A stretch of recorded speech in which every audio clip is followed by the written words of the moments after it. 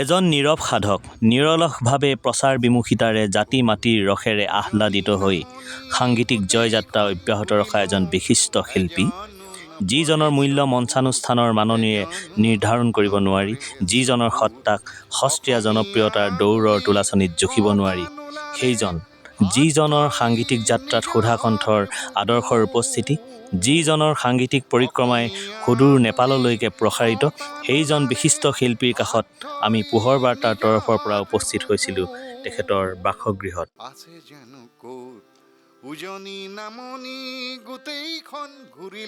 Sir, আপোনাৰ ভাষাৰে কৈছোঁ।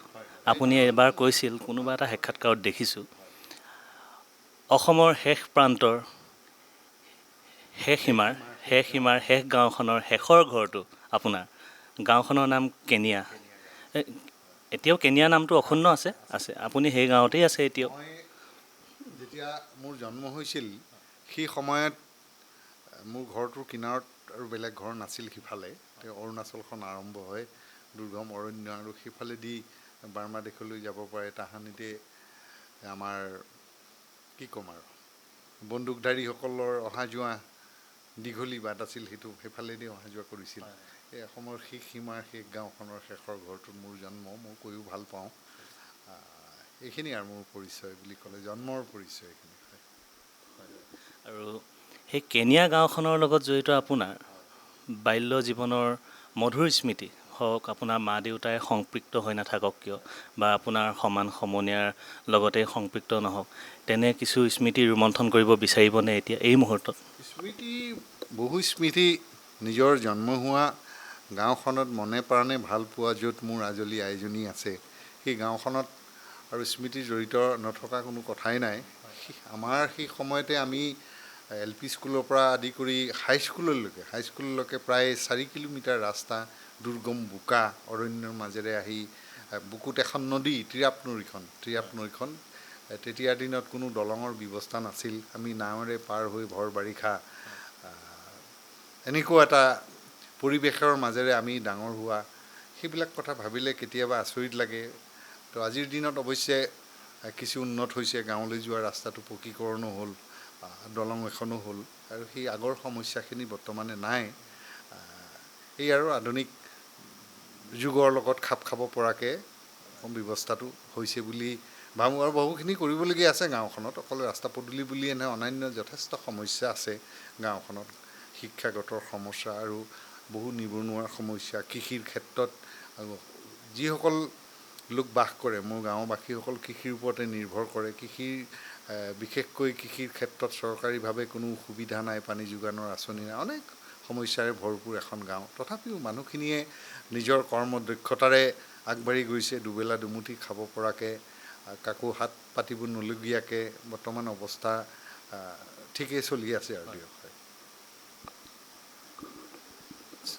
আপোনাক আৰু এইখিনিতে সুধিব লাগিব,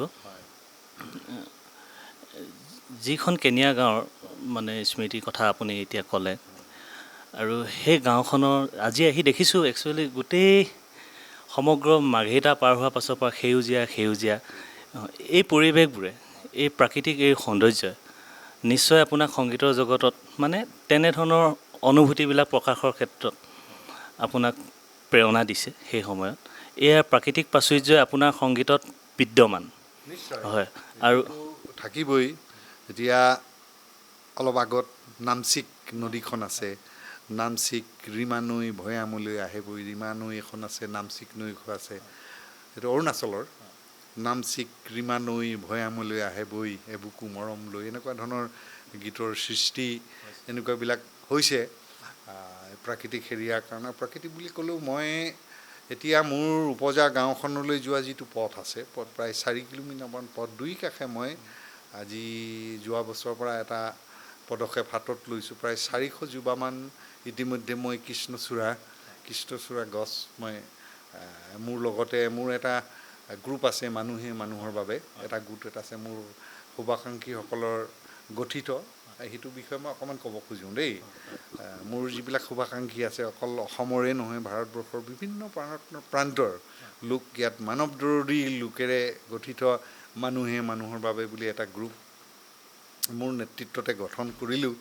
তাৰপিছত মাহেকত 100 টকা অনুদান হিচাপে আমাৰ ইয়াত জমা হয় আৰু সেই পইচাৰে যিসকল দুৰ্গতসকলক মানুহে কেতিয়াবা বিপদত পৰে, সহায় কেতিয়াবা চিকিৎসাৰ কাৰণে হাহাকাৰ কৰিবলগীয়া হয়, মেধাৱী ছাত্ৰ ছাত্ৰীসকল কেতিয়াবা এডমিশ্যনৰ কাৰণে দিগদাৰ হয়, এনেকুৱাবিলাক আনুষংগিক কিছুমান বিষয়বস্তুৰ ওপৰত আমি অকণমান, আমিতো আৰু চৰকাৰে দিয়া ধৰণেৰে আমাৰতো তেনেকুৱা বিশেষ ফাণ্ড নাই, যিখিনি পইচা জমা হয় সেই পইচাৰে আমি এতিয়ালৈকে প্ৰায় আমি 20টামান অনুষ্ঠান তেনেকৈ কৰিলোঁ। মানুহৰ ঘৰ জ্বলি গৈছে, মানে একেবাৰে আশ্ৰয় নাইকিয়া হৈ গৈছে। কিছুমান মানুহ নিজৰ জীয়াই থকা ঘৰখন আকস্মিক দুৰ্ঘটনাৰ কাৰণে ঘৰ জ্বলি গৈছে। তেনেকুৱা বহু মানুহৰ আমি সহায় কৰি ঘৰ বনোৱাৰ পৰা আদি কৰি চিকিৎসা কৰাৰ পৰা আদি কৰি মোৰ এই গ্ৰুপটোৰ জৰিয়তে মই কৰিছোঁ। আৰু এই মানুহৰ গ্ৰুপটোৰ জৰিয়তে আৰু মোৰ এই বিশেষভাৱে ময়ে উদ্যোগ লৈছোঁ, প্ৰায় 400 জোপামান কৃষ্ণচূড়া গছ গোটেই গাঁৱলৈ যোৱা ৰাস্তাটোত এটা নান্দনিক যাতে পৰিৱেশ সৃষ্টি হওক তাকে চিন্তা কৰি কৰিছোঁ। আৰু কৈও ভাল লাগে, অহাকালিলৈ মহিয়সী নাৰী জয়মতীৰ স্মৃতি দিৱস, এই নাৰীগৰাকীৰ সন্মানৰ খাতিৰত গাঁওখনলৈ যোৱা ৰাস্তাটোৰ কিনাৰতে এটা প্ৰতিমূৰ্তি গাঁৱৰ ৰাইজৰ সহযোগত মই বিশেষভাৱে উদ্যোগ লৈছোঁ, গাঁৱৰ ৰাইজৰ সহযোগত। আৰু প্ৰতিমূৰ্তিটো মোৰ পৰিয়ালৰ ফালৰ পৰা এইটো দান দিছোঁ, মোৰ প্ৰয়াত দেউতা বাণেশ্বৰ গগৈ সোঁৱৰণত। অহাকালিলৈ স্মৃতি দিৱসৰ দিনা, জয়া স্মৃতি দিৱসৰ দিনা এইটো শুভ উন্মোচন কৰিম বুলি ভাবিছোঁ। আৰু হয়, আপোনাৰ এই প্ৰাকৃতিক প্ৰাচুৰ্যৰে ভৰপূৰ তেনেধৰণৰ আপোনাৰ যিখিনি অনুভৱ এতিয়া ক'লে, তাৰ লগত সংগতি ৰাখি ভালেখিনি কথাও ক'লে। আপোনাৰ প্ৰয়াত বাণেশ্বৰ গগৈ তেখেতৰ স্মৃতি ৰক্ষাৰ অৰ্থে আপুনি সোঁৱৰণত সেইটো কৰিব গৈছে। আৰু এইখিনি অনুভৱেৰে আপুনি কিবা এটা গানৰ সৃষ্টি হৈছে তেনেকুৱা প্ৰকৃতিৰ ওপৰত। কেতিয়াবা দুখ লাগে, সন্মুখতে পাটকাই পাহাৰখন, সন্মুখতে পাটকাই পৰ্বতখন, অপ্ৰিয় হ'লেও বাস্তৱতে সত্য। আমাৰ হাতত কোনো তথ্য নাই যদিও পাটকাই বুকু খান্দি কয়লাৰ যিটো অবৈধ ব্যৱসায় কেতিয়াবা দেখি দুখ লাগে। বহু গছ গছনি বন বননি ধ্বংস হৈছে, সেইবিলাক দেখি কেতিয়াবা মনৰ ক্ষোভত মই লিখা এটা গান। এই ভাবোঁ বনানীকৰণটো যেন মানুহৰ এটা ধৰ্মত পৰিণত হওক তেনেকুৱা চিন্তাৰে। বনানীকৰণ হওক মানৱী ধৰম, বনানীকৰণ হওক মানৱী ধৰম, বুজাৰ সময় হ'ল মানুহ প্ৰতিজন, সেউ জীৱন নিৰ্বিনে বৰ ভয়াৱহ, অনাগত দিনৰ প্ৰতিটো ক্ষণ, অনাগত দিনৰ প্ৰতিটো ক্ষণ, বনানীকৰণ হওক মানৱী ধৰম। এনে লাইন এটা গুণগুণাই দিলোঁ। আজি এই কথাটো মোৰো অনুভৱ হৈছে। কিছুমান লঠঙা পাহাৰ খান্দি সেউজীয়াৰ সলনি ৰঙা হালধীয়া হৈ আছে, সেইবিলাক দেখি কিবা আমাৰ নিজৰ বুকুখন হেলে বিন্ধা দি পিন্ধিছে। আৰু আপুনি যিহেতু এই প্ৰাকৃতিক যি দুৰৱস্থা এইখিনিৰ ওপৰত আপোনাৰ ইমান সুন্দৰ এটা কলি। আৰু এটি এইখিনিতে মোৰ পাহৰিছোঁ গীতটো, আপুনি নাৰীৰ ওপৰত হোৱা অত্যাচাৰ, সেইখিনিৰ ওপৰত আপুনি এটি গীত হেৰি কৰিছিল। সেই গীতটো মানে এবাৰ মনত পেলাই দিব নেকি? ময়ো কৃতাৰ্থ হ'ম। সমাজৰ নিয়মে উপহাস কৰিছে, সমাজৰ নিয়মে উপহাস কৰিছে, তুমি হেনো সমাজৰ কলংকিতা নাৰী। একেখন সমাজত পবিত্ৰ হৈ ৰ'ল, একেখন সমাজত পবিত্ৰ হৈ ৰ'ল তোমাৰেই ধৰ্ষণকাৰী।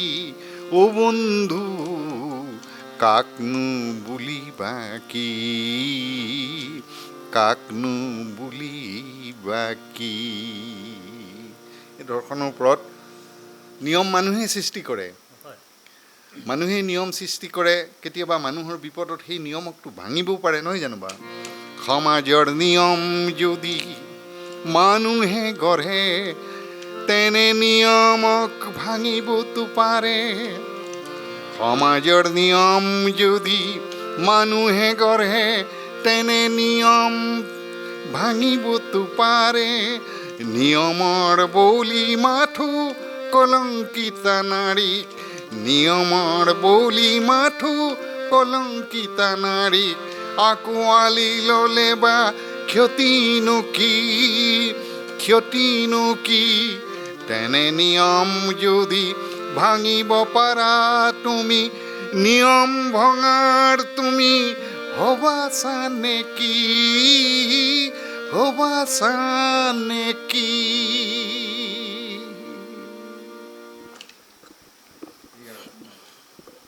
খুবেই ভাল লাগিল ছাৰ আপোনাৰ সাংগীতিক জীৱনত আমাৰ অসম মুলুকৰে হওক বা গোটেই বিশ্বৰে হওক আপোনাৰ কণ্ঠত যেন আমাৰ সুধা কণ্ঠ ডক্টৰ ভূপেন হাজৰিকাদেৱৰ আত্মাই কিছু স্পৰ্শ কৰি যায় আৰু হয়তো তেখেতক আপুনি আপোনাৰ এই বাটটোৰ আদৰ্শ হিচাপে আপুনি কোনোবাখিনিত গ্ৰহণ কৰিছে আৰু সেইজন হাজৰিকাদেৱক ডক্টৰ ভূপেন হাজৰিকাক আপুনি গুৱাহাটীত এবাৰ লগ পাইছিল বুলি আপুনিয়ে কৈছে হয় ব্ৰহ্মপুত্ৰ হোটেলৰ হয় আৰু তাত হোৱা আপোনাৰ অভিজ্ঞতা তেখেতক দেখি কাষত সান্নিধ্য পোৱাৰ সেইখিনি ৰোমাঞ্চকৰ সময়খিনিৰ বিষয়ে আপুনি কিবা এতিয়া মনত পেলাবনে ভূপেন দাক মই কেইবাবাৰো লগ পাইছোঁ 1990 চনত ডিব্ৰুগড়ত তেতিয়া জ্যোৎস্না হল বুলি এখন চিনেমা হল আছিলে এই চিনেমা হলত এটা চেৰিটি শ্ব' আছিলে ভূপেন দাকো মাতিছিল মোকো মাতিলে একেলগে এখন মঞ্চত গীত গোৱাৰ এটা সৌভাগ্য হৈছিল তাৰপিছত আমাৰ দিহিং পাটকাই মহোৎসৱত ভূপেন দাৰ লগত মই একেখন মঞ্চতে গীত গাইছোঁ তাৰপিছত শেহতীয়াকৈ আমাৰ লেখাপানীতে 9 গ্ৰেনেডিয়াৰ্ছ বুলি এটা আৰ্মি সেনাবাহিনীৰ চাউনি এটা আছিল তেখেতলোকে এখন তথ্যচিত্ৰ কৰিছিলে আলফাৰ ওপৰত তথ্যচিত্ৰ কৰিছিল আলফাৰ সৃষ্টি কিয় হ'ল বৰ্তমানৰ স্থিতি কি ভৱিষ্যত কি হ'ব তেনেকুৱা ধৰণৰ এটা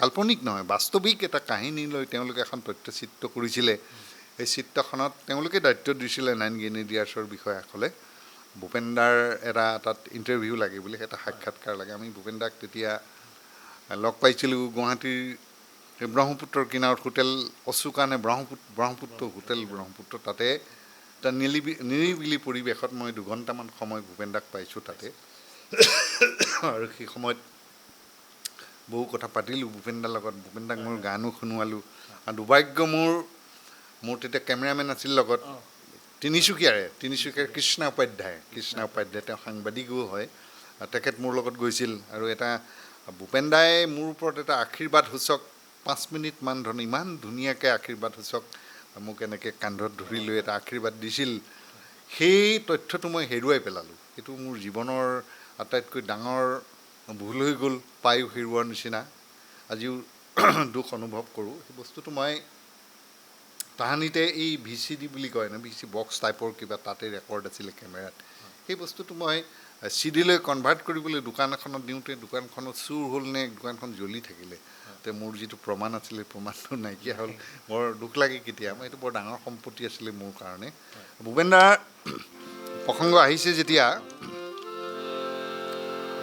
কেতিয়াবা দুখো লাগে ভূপেন দাৰ মৃত্যুৰ মহাপ্ৰয়াণৰ 2 বছৰমান ভূপেন দাৰ নহ'লে যেন সাংস্কৃতিক অনুষ্ঠানবিলাক নহয় প্ৰত্যেকটো অনুষ্ঠানত ভূপেন দাক স্মৰণ কৰে মানুহে ভূপেন দাৰ ওপৰত গুণানুকীৰ্তন কৰিছিল কিন্তু আজি সময়ত দেখা যায় ভূপেন দাক যেন মানুহে পাহৰিলে আজি বিহু মঞ্চবিলাকতে দেখা যায় কেৱল মনোৰঞ্জনধৰ্মী গীতেৰে মানুহে বিহুখন পাতে নাচ গান কৰি হৈ হাল্লা এটা উন্মাদ নৃত্যৰে বোকা নৃত্যৰে বিহুখন সামৰি পেলায় কিন্তু তাত এনেকুৱা এটা ভূপেন দাৰ গানেৰে সমন্বয় সম্প্ৰীতি এনেকুৱাবিলাক বিষয়বস্তুৰ ওপৰত নৱপ্ৰজন্ম বা যিবিলাক শ্ৰোতা আহিছে যিবিলাক দৰ্শক আহিছে বা নতুন প্ৰজন্মই কিবা এটা শিকিবলৈ হ'লে ভূপেন দাৰ গানৰ বাহিৰে জ্যোতিপ্ৰসাদৰ গানৰ বাহিৰে বিষ্ণুপ্ৰসাদ ৰাভাদেৱৰ গানৰ বাহিৰেতো তেনেকুৱাতো কোনো স্কোপ নাই গতিকে সেইবিলাকৰ পৰা আঁতৰি থাকি যেন গোটেই সামাজিক পৰিৱেশটো মনোৰঞ্জন গীতৰ এটা ধাৰালৈ লৈ আহিলে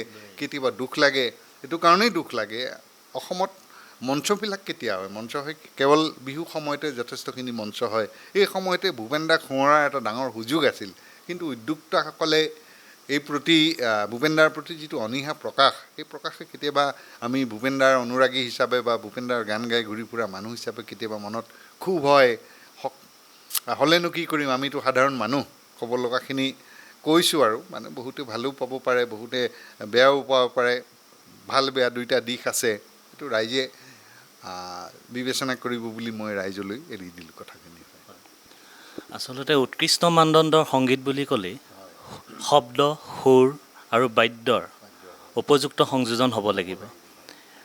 আৰু এইখিনিত আমাৰ সংগীতৰ যিখিনি দুৰৱস্থা বৰ্তমান সময়ত, আপোনাৰ এইটো দুৰৱস্থা বুলিয়ে ক'ব লাগিব, সেই উৎকৃষ্টতা হয়তো চকুত নপৰে। এই সুযোগতে সেইসকললৈ আপুনি কিবা এষাৰ ক'ব নেকি, যিসকলে তেনেধৰণৰ আপুনি কোৱা ধৰণে বা আমি সকলোৱে দেখিছোঁ সস্তীয়া ৰোমাঞ্চৰ বাহিৰে যেন একো বিষয়বস্তু নায়েই। বৰ চিন্তনীয় বিষয়। এতিয়া কালি পৰহি প্ৰসংগক্ৰমে ক'ব খুজিছোঁ, ঋতু কলিতা নামৰ ব্যক্তি এজনে সামাজিক মাধ্যমৰ শিল্পীসকলৰ বিপৰীতে যিখিনি বক্তব্য আগবঢ়াইছে, সেই বক্তব্যৰ ক্ষেত্ৰত মই প্ৰত্যক্ষ কৰিছোঁ, হয় ঋতু কলিতাই যে দুই এটা শব্দ, ক'ব নলগীয়া শব্দ প্ৰকাশ কৰিছে সামাজিক মাধ্যমত, যেনে চিঞৰৰ বাচ্ছা। সেই বস্তুটো আমিও ভাল পোৱা নাই। মানুহক সামাজিকভাৱে কাৰোবাক কিবা বেয়া কথা ক'বলৈ হ'লে বা ভুল শুধৰা সমালোচনা কৰিবলৈ এই চিঞৰৰ বাচ্ছা এনেকুৱাবিলাক শব্দৰ পৰা হয়তো আমিও বা ময়ো এজন গান গোৱা মানুহ হিচাপে মোৰ গাত লাগিছে। কিন্তু তাৰ বিপৰীতে তেখেতৰ ছাপোৰ্টত, তেখেতক সমৰ্থন জনাই মানুহৰ, শ্ৰোতাৰ বা সামাজিক মাধ্যমৰ জনসাধাৰণৰ যিটো মতামত, যিবিলাক কমেণ্টবিলাক গৈ আছে, ইমানবিলাক কমেণ্ট অহৰহ তেওঁৰ ছাপোৰ্টত কমেণ্টবিলাক গৈ আছে, সেই কমেণ্টবোৰ পঢ়ি শুনি চাই আমাৰ শিল্পীসকলেও, সংগীত জগতত জড়িত থকা এই অশালীন শব্দ ব্যৱহাৰ কৰি যিসকলে গান প্ৰয়োগ কৰে, গান সৃষ্টি কৰিছে, তেওঁলোকেও কিছু কথা শিকাটো ভাল। কেলৈ তেওঁলোকৰ সংগীতৰ লগত তেওঁলোকো জড়িত আছে, আমিও জড়িত হৈ আছোঁ। গতিকে দুপইচা বা সস্তীয়া জনপ্ৰিয়তা লাগেই বুলিলেই যে ইমান তললৈ যাব লাগে, সেই কথাটোৰ ক্ষেত্ৰত মই অকণমান দ্বিমত প্ৰকাশ কৰিছোঁ। এনে খোৱাটো মই নিবিচাৰোঁ। আহক আমি ভাল গীতেৰে, মনোৰঞ্জনধৰ্মীয়ে হওক, ভাল গীতেৰে মানুহে শুনিব পৰা, পৰিয়ালৰ মানুহে একেলগে বহি শুনিব পৰা তেনেকুৱা এটা পৰিৱেশৰ গান সৃষ্টি কৰিলে হয়তো এটা সুস্থ পৰিৱেশ আহিব।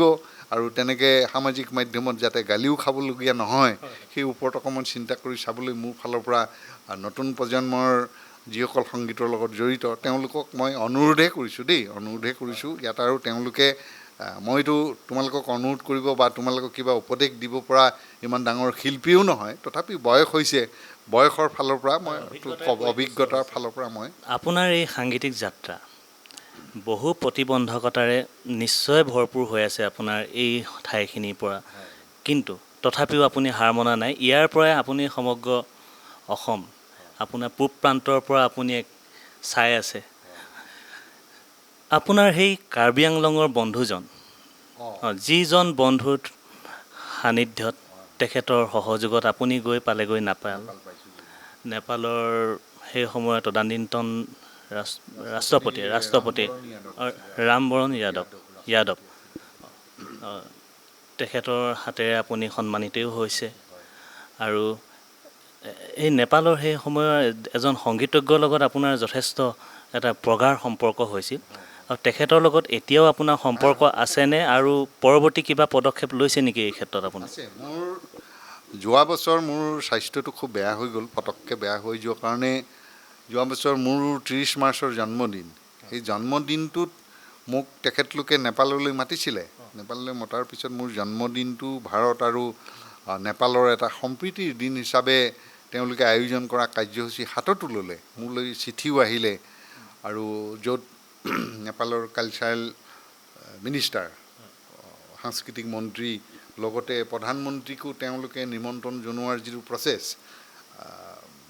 কৰি দিছিলে অলৰেডি, পিছত জনাইছিলে তেওঁ যে প্ৰধানমন্ত্ৰীয়েও সেই অনুষ্ঠানটোলৈ আহি মোৰ জন্মদিনৰ সম্প্ৰীতি দিন উদযাপন কৰাৰ যিটো প্ৰস্তুতি চলিছিল, কিন্তু মই পটকৈ যাব নোৱাৰিলোঁ। মোৰ স্বাস্থ্য বেয়া হ'ল। আৰু 2 নম্বৰতে হ'ল, মই প্ৰথমবাৰ যেতিয়া যাওঁতে, আজি খোলাখুলিকৈ মই ৰাইজক ক'ব খুজিছোঁ, যাওঁতে মই তাত কথা দি আহিলোঁ, ভৱিষ্যতে যদি মই নেপাললৈ আকৌ আহোঁ, তেতিয়া অসমৰ এটা দলে বলে বিহু নৃত্যৰ পৰা আদি কৰি অসমৰ যিটো কালচাৰেল এটা দল এটা সাংস্কৃতিক দল এটা মই নেপাললৈ লৈ যাম মোৰ নিজৰ খৰচত তেনেকুৱা এটা কথা দি আহিছিলোঁ কিন্তু সেই সময়ত মোৰ আৰ্থিকভাৱে মই এইখিনি গোটাব নোৱাৰিলোঁ মানে যা যোগাৰ নোহোৱাৰ কাৰণে মই মোৰ স্বাস্থ্যও অকণমান বেয়া হ'ল প্লাছ এই অৰ্থৰ অভাৱতো মই গোটেই বিষয়টো তল পৰি গ'ল মই যাব নোৱাৰোঁ বুলি মোৰ স্বাস্থ্যজনিত কাৰণত লাজতে আৰু স্বাস্থ্যজনিত কাৰণতেই যাব নোৱাৰিলোঁ বুলি মই নেপাললৈ খবৰটো দিলোঁ এই যে কাঠমাণ্ডু চহৰ হেৰিনি নাহাৰ হয় সেইটো গীতটো সম্পূৰ্ণ এবাৰ শুনাই বস্তুটো নেপালৰ এজন আৰ্মিত কাম কৰা মই নামটো পাহৰিছোঁ তেওঁ লিখা আৰু তাৰে সংগীতজ্ঞ এজন মই নামটো পটককৈ পাহৰি বহুদিন চৰ্চালৈ অহা নাই যে তেওঁলোকে লিখা সুৰ কৰা মই তাত কণ্ঠদান কৰিছিলোঁ কাঠমাণ্ডু চহৰ হেৰনেইৰৰ বল্লপুৰাভো কাঠমাণ্ডু চহৰ হেৰনেইৰৰ বল্লপুৰাভো নেপালী মায়া बोलिर बसन मोतुमा बसी गो मेरो मोतुमा बसी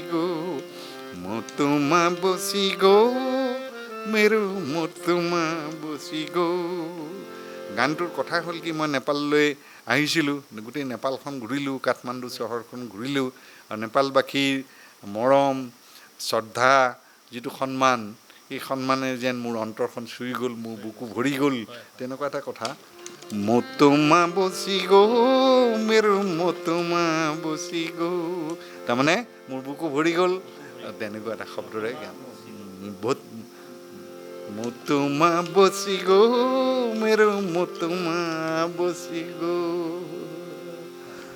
ছাৰ আপোনাৰ এই নেপালী গীত এইখিনিতে এটা মনলৈ আহিছে এই স্থানীয় দুজন লোকৰ কথা আপুনি কৈছিলে যে ভূপেন হাজৰিকাৰ দেৱৰ গীতসমূহ এইটো মই তেখেতলোকে এজন আছিল ৰাম ঢাকাল মোৰ ঘৰৰ ওচৰত তেওঁ শিক্ষক কৰে সৰু ল'ৰা মোতকৈ আৰু এজন আছিলে ভীম ধামালা তেওঁ নেপালী সাহিত্যৰ লগতে অসমীয়া সাহিত্যৰ লগতো তেওঁ জড়িত তেওঁ এটা গান অনুবাদ কৰি দিছিলে আমা কচুৰী পুজুম तिम्रो शरण कमल आमा कसुरी पूजुम आमा यन्दी पूजुलाम ভূপেন দাই আইতো কিহেৰে পুজিমে এই গানটোৰ পৰা তাৰপিছত আৰু এটা আছিলে মেঘে গিৰগিৰ কৰে বাদল গুৰ গুৰায়ো বতাস পনিৰ চলিও বতাসকো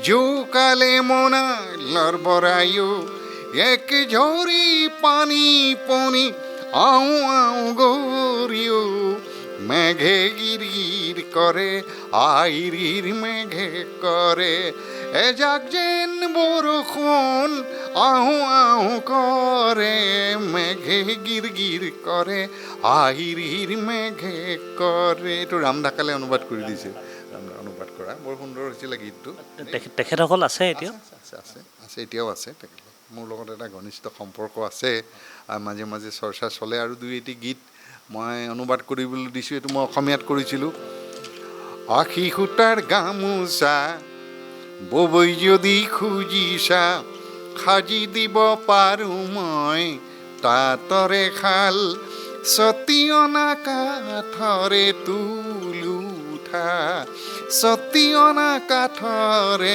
তুলো উঠা সেইটো নেপালীত অনুবাদ হৈ আছে ইস্পালিকো তিৱাৰ মা এনেকুৱা ধৰণৰ কথা লগাই কৰি আছে গানটো এইটো মই নেপালীতে গাম বুলি ভাবি আছোঁ সংগীতৰ মাজলৈ আহিছোঁ যেতিয়া আৰু অলপ পাতো এতিয়া খুবেই নতুন কথা এটা সদ্যপ্ৰয়াত ইতিমধ্যে গণশিল্পী বুলি স্বীকৃতিপ্ৰাপ্ত আমাৰ ৰাজীৱ শদিয়া হয় তেখেতৰ লগত আপুনি বহুকেইটা গানৰ লগত জড়িত হৈ আছে বাঘজানৰ কলিজাখন আৰু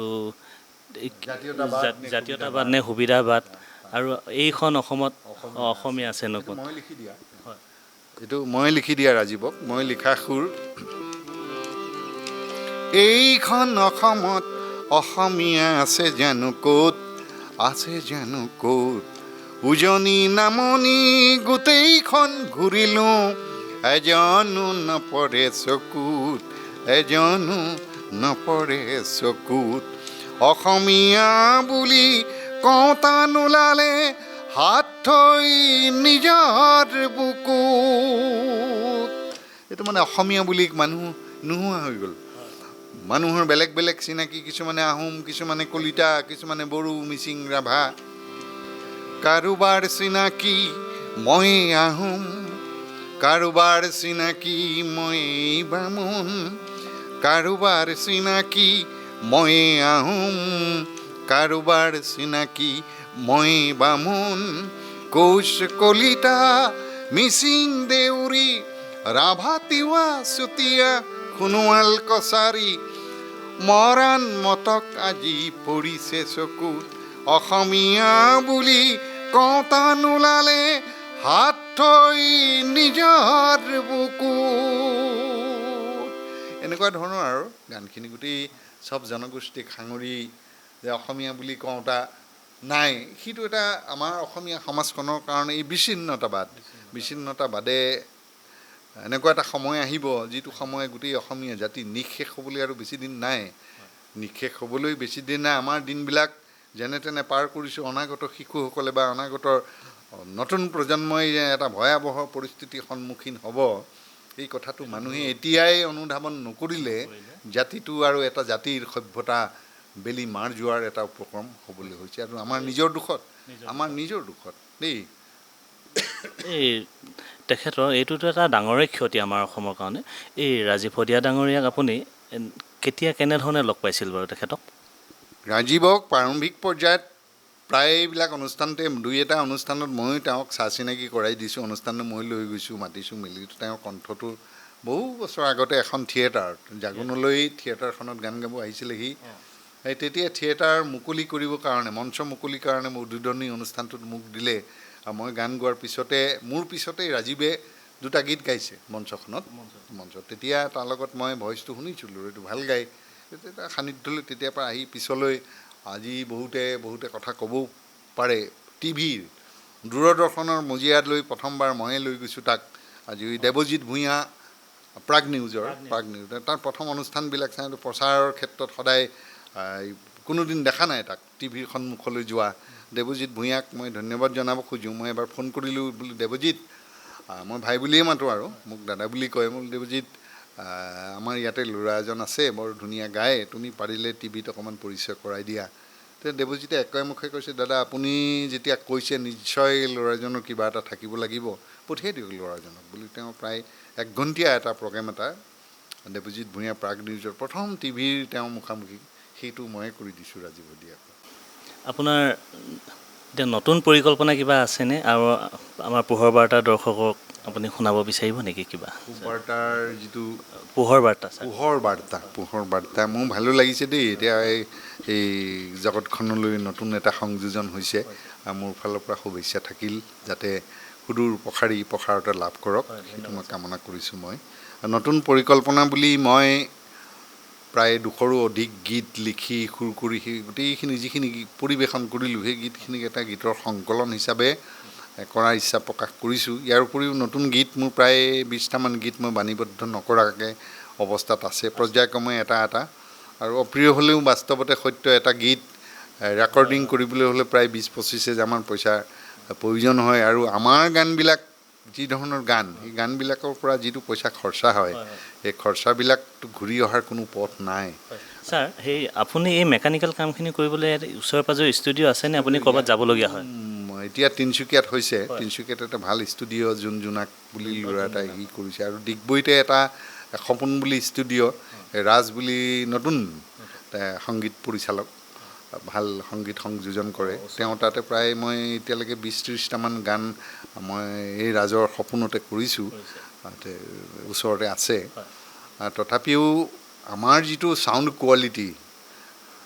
কোৱালিটিৰ ক্ষেত্ৰত ডিগবৈৰ যিটো আছে, সেই ডিগবৈ মানে হ'ল কি, ইয়াত ইমানবিলাক গায়ক গায়িকা তাত ৰেকৰ্ডিং কৰিবলৈ নাহে। একেবাৰে পিছৰুৱা মানে ভিতৰুৱা জেগা এটাত সোমাই থকাৰ কাৰণে এটা উন্নতিকৰণ কৰিবৰ কাৰণে যিখিনি সা সৰঞ্জাম ৰেকৰ্ডিঙৰ ষ্টুডিঅ'ৰ যিখিনি ইনষ্ট্ৰুমেণ্টবিলাক সেইটো অকণমান উচ্চ পৰ্যায়লৈ নিবলৈ যিজন তাৰ প্ৰযোজকো অকণমান চিন্তা কৰিবলগীয়া হয় যেন তাত গীত পৰিৱেশ আমাৰ এইটো ফালেতো ইমান শিল্পীৰ অভাৱ শিল্পীটো নাই প্ৰফেশ্যনেলি বাণিজ্যিকৰণ দিশটোত আমাৰ এইফালে ইমান মানুহ নাই নথকাৰ কাৰণে ইমান আগবঢ়াই নিব পৰা নাই তথাপিতো মই যিখিনি কৰিছোঁ তাত মই ভালেই পাইছোঁ মোৰ ফালৰ পৰা সম্পূৰ্ণ মই সহযোগিতা পাইছোঁ ভালেই পাইছোঁ দিয়ক হয় সেইখিনি আৰু হয় এটা নতুন গীত কেতিয়াবা খুব হয় অসমীয়া জাতিটোৰ ওপৰত উদং উদং পথাৰো পৰিলে চন গোহালিত গৰু উদং পেটত গামোচা বান্ধি কিদৰে তৰিবি হৰাই ঘাটৰে ৰণ দেশখন বচাব পাৰিবি জানো মাথো চিঞৰি জয়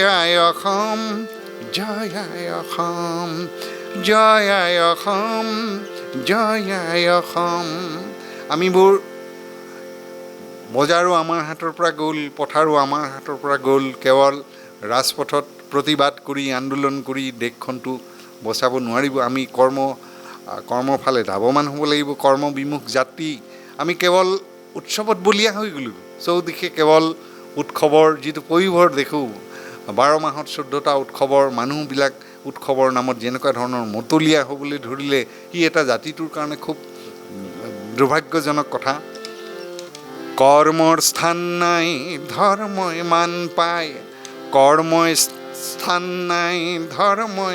পায় উৎসৱৰ উঠিছে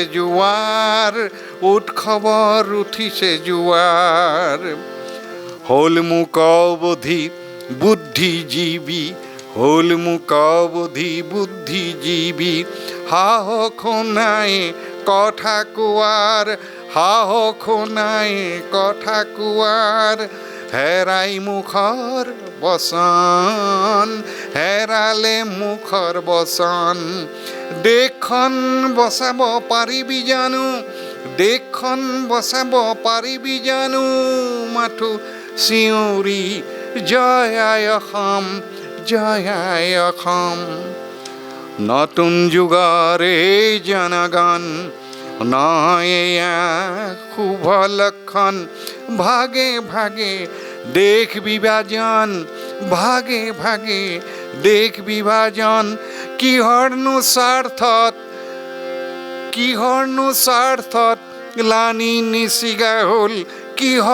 স্বাৰ্থত লানি নিচিগা হ'ল গণিব নোৱাৰা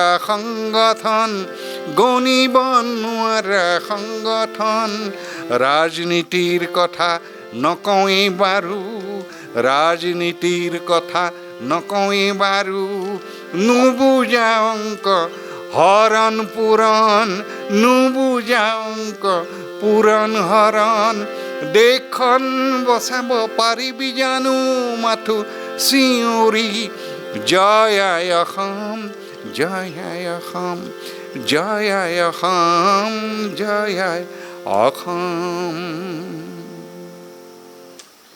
খুব সুন্দৰ আপোনাৰ গীতটোত পথাৰ শব্দটোৱে যথেষ্টবাৰ স্থান পাইছে কিন্তু আমাৰ অসমীয়াৰ বাবে সেই পথাৰেই নোহোৱা হৈ আহিছে লাহে লাহে গোহালিত গৰু সেই পথাৰ উদং গোহাৰি উদং পথাৰো পৰিলে চন সেই আৰু মানুহ সমাজখনৰ ধৰ্মৰ নামত মানুহ বলিয়া এচাম মানুহ ধৰ্মৰ নামত বলিয়া এচাম মানুহ উৎসৱৰ নামত বলিয়া মানুহ কৃষিৰ লগত জড়িত হ'ব কেতিয়াবা কৃষিৰ লগত জড়িত হ'বলৈ বহাগ জেঠ মাহলৈকে আমিতো বিহুৱে পাতি থাকোঁ নহয় জানো বাৰু ভদিয়া ককাই ভাদৰ মাহত যদি ঢোলটো বজায় নহয় জানো বাৰু আমি জীয়াই থাকিম কেনেকৈ আমাৰ আৰ্থিকভাৱে আমি সবল হ'ম কেনেকৈ এনেকুৱাবিলাক কথাৰ কাৰণে জাতিটোৰ যে অধঃপতনে গৈছে মানুহবিলাকে আৰু এটা কথা এতিয়া মানুহবিলাক কৰ্মবিমুখ হ'ব এইটো অপ্ৰিয় হ'লেও মই ৰাজনীতিৰ দিশটোলৈ নাযাওঁ এই ফ্ৰী চাউল খাই খাই মানুহৰ যিটো কৰ্মৰ প্ৰতি অনীহা, কাম নকৰাকৈ যিটো পইচা পাবলৈ ধৰিলে, এতিয়া শ্ৰমিকৰ অভাৱ হৈ গ'ল। শ্ৰম নহ'লে, শ্ৰমিক নহ'লে উৎপাদন নহয়। এতিয়া উৎপাদনৰ ক্ষেত্ৰতো যেন ক'ৰবাত ঘূণে ধৰিছে। এইবিলাক কাৰণতেই হৈছে। মানুহ স্থায়ী কোনো সমাধান নহয়। চৰকাৰখনে যুৱক যুৱতীসকলক বা অসমৰ মানুহক বা তেওঁলোক ৰাইজক, সাধাৰণ ৰাইজক স্থায়ীভাৱে সংস্থাপনৰ ক্ষেত্ৰত গুৰুত্ব নিদি কেৱল ক্ষন্তেকীয়া সংস্থাপনৰ যিটো ব্যৱস্থা, সেই ব্যৱস্থাটো জাতিটোৰ কাৰণে বৰ ভাল নহ'ব বুলি এটা মোৰ ব্যক্তিগত ধাৰণা। সকলোৱে সেই সহজ পথটোৱে ল'ব বিচাৰে আৰু বৰ আচৰিত কথা ছাৰ। এই আগতে আমাৰ এইখিনি মুলকতে ধৰক আমাৰ তিনিচুকীয়া জিলাতে মন কৰিব, ইমান ধান খেতি হৈছিল পথাৰবোৰত, কিন্তু সেই ধানৰ সেই উৎপাদন পথাৰত কিন্তু তেনেধৰণে দেখা পোৱা নাযায় এতিয়া। আৰু এই পথাৰৰ এই মৰ্মবেদনাক লৈ আপুনি কিবা এটা ভৱিষ্যতলৈ সংগীত কৰে? পথাৰৰ ওপৰত মোৰ এটা গীতো আছিল, যিটো কাৰণে মানুহে মোক পথাৰ শিল্পী বুলি আখ্যা দিবলৈ ধৰিলে লাহে লাহে। কৃষকৰ সাৰথি শ্যামলী পথাৰ, কৃষকৰ সাৰথি সোণালী পথাৰ, তুমিয়েই যাচিছা এমুঠি আহাৰ, তুমিয়েই যাচিছা এমুঠি আহাৰ, ঔ পথাৰ শ্যামলী পথাৰ, ঔ পথাৰ সোণালী পথাৰ। এইটো পথাৰৰ ওপৰত মোৰ গান। হয়, আপোনাৰ পথাৰৰ এই সৌন্দৰ্য সঁচাই এতিয়া দুৰ্লভ। আহি আমি সেই সময়ত উপস্থিত হৈছোঁহি। ছাৰক অশেষ ধন্যবাদ জনাইছোঁ। তেখেতে যে ইমান ব্যস্ততাৰ মাজতো তেখেতে আমাক এইখিনি সময় দি যি কৃতাৰ্থ কৰিলে, তেখেতৰ ওচৰত আমি কৃতজ্ঞ।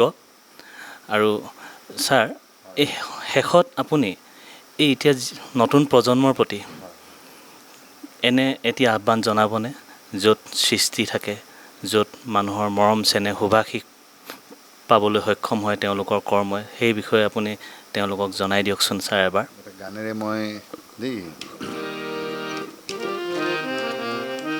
মানুহৰ মাজৰ পৰা মানৱতা হেৰাই গ'ল, আৰু সেই মানৱতা যদি আমাৰ মাজত নাথাকে, ইজনৰ সিজনৰ প্ৰতি সহায় বা সহযোগিতা নাথাকে, সহানুভূতি নাথাকে, বিপদত পৰা মানুহৰ ওচৰত যদি আমি কাষ নাচাপোঁ, তেতিয়াহ'লে মানৱ জাতিতে আমি সভ্য জাতি বুলি পৰিচয় দিয়াৰ কোনো অধিকাৰ নাই।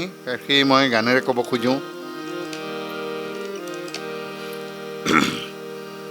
আনৰ সুখতে সুখী হৈ চাবা, শান্তি লভিবা মনত, আনৰ দুখতে সমভাগী হ'লে চিৰদিন ৰাখিব মনত, চিৰদিন ৰাখিব মনত, আনৰ মুখত হাঁহি বিৰিঙালে, আনৰ মুখত হাঁহি বিৰিঙালে, যুদ্ধ জয়ৰে অনুভৱ, যুদ্ধ জয়ৰে অনুভৱ, আনৰ সুখতে সুখী হৈ চাবা, চিৰদিন ৰাখিব মনত, শান্তি লভিবা মনত।